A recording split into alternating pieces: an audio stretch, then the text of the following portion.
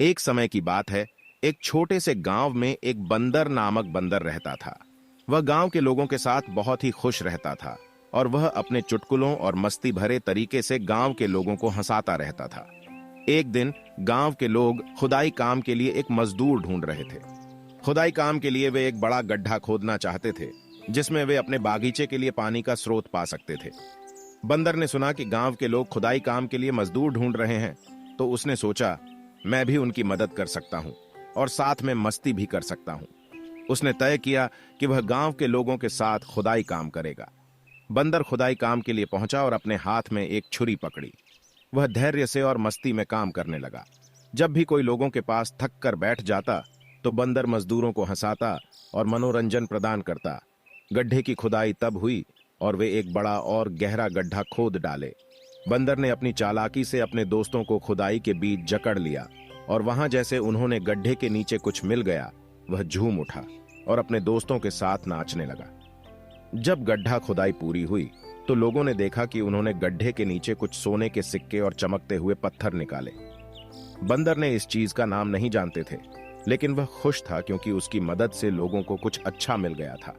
फिर वह गांव के लोगों के साथ खुदाई काम करने लिए वापस आया और वे सभी खुश थे कि बंदर ने उनकी मदद की और उनको मस्ती का मौका दिया।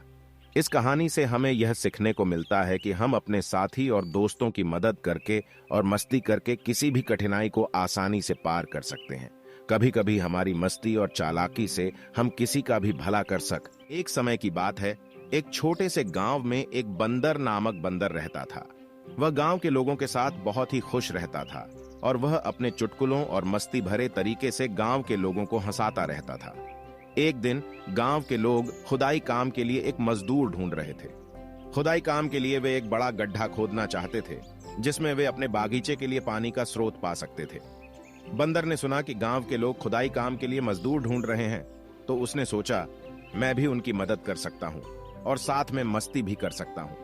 उसने तय किया कि वह गांव के लोगों के साथ खुदाई काम करेगा। बंदर खुदाई काम के लिए पहुंचा और अपने हाथ में एक छुरी पकड़ी। वह धैर्य से और मस्ती में काम करने लगा। जब भी कोई लोगों के पास थक कर बैठ जाता, तो बंदर मजदूरों को हंसाता और मनोरंजन प्रदान करता। गड्ढे की खुदाई तब हुई और वे एक बड़ा और गहरा गड्ढा खोद डाले। बंदर ने अपनी चालाकी से अपने दोस्तों को खुदाई के बीच जकड़ लिया और वहां जैसे उन्होंने गड्ढे के नीचे कुछ मिल गया, वह झूम उठा और अपने दोस्तों के साथ नाचने लगा।